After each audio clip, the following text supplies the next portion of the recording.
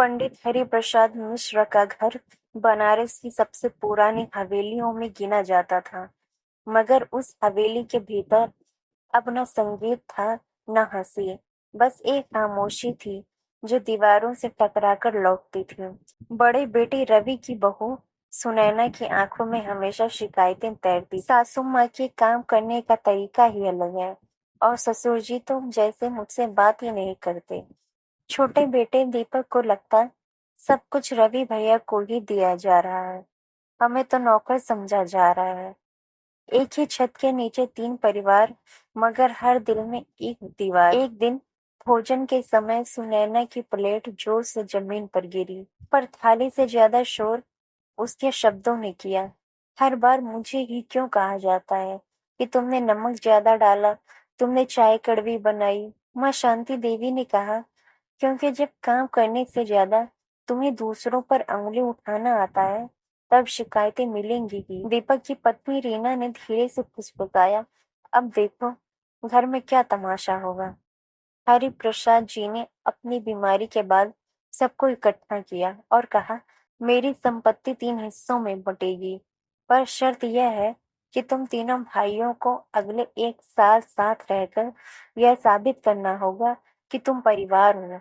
रवि, दीपक और सबसे छोटा बेटा अजय तीनों सहमत तो हुए, पर भीतर ही भीतर जहर भर गया। अब हर बात पर गिनती शुरू हो गई। किसने दूध लाया, किसने बिजली का बिल भरा, और किसने क्या छुपाया। एक दिन अजय की बीवी पूजा ने सबके सामने राज खोल दिया। दीपक भैया रात में अकेले पिताजी के दस्तखत करवाने गए थे। वो वसीयत बदलना चाहते थे। घर में आग लग गई। दीपक चिल्लाया, झूठ है, मैं तो बस पिताजी की दवा देने गया था।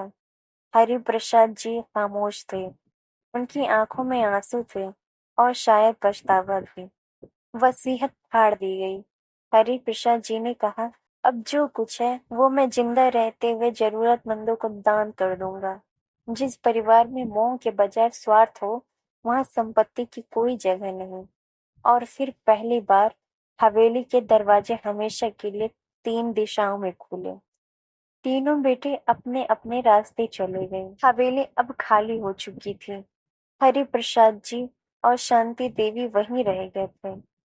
तीनों बेटों ने अलग अलग किराए के मकानों में अपने अपने संसार बना लिए, पर हवेली की दीवारें अब पहले से भी ज्यादा चुप थीं।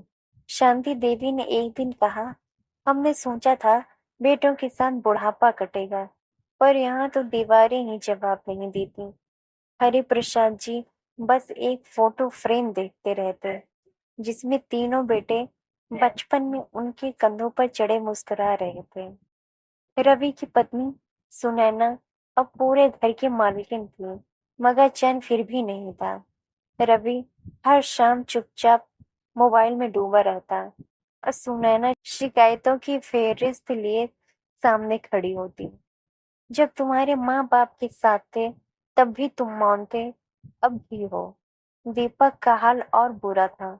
उसकी पत्नी रीना पैसों की तंगी से परेशान थी, और दोनों में आए दिन लड़ाइयां होती थी। अजय ने सबसे पहले नौकरी छोड़ी।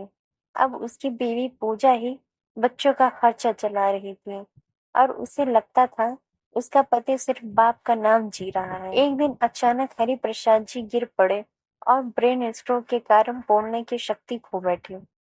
शांति देवी ने तीनों बेटों को फोन किया। रवि ने कहा, कल आता हूँ। दीपक बोला, मेरी बीवी को बुखार है। अजय ने फोन ही नहीं उठाया।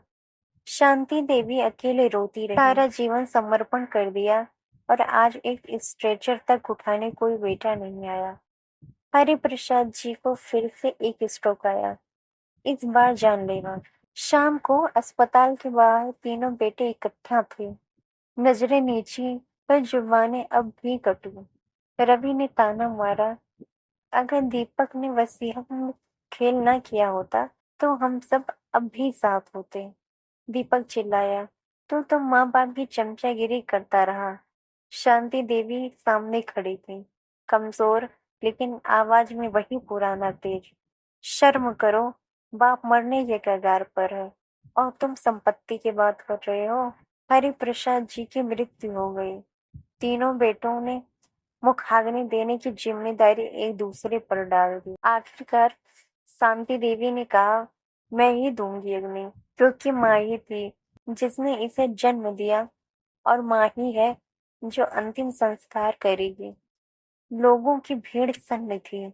पूरा बनारस देख रहा था कि कैसे एक माँ ने अपने जीते जागते बेटों को मरा हुआ घोषित कर दिया। जिन्हें हवेली चाहिए थी उन्हें हवेली मिल गई, पर जिनके लिए घर बसाया था वह कभी घर बन न पाया।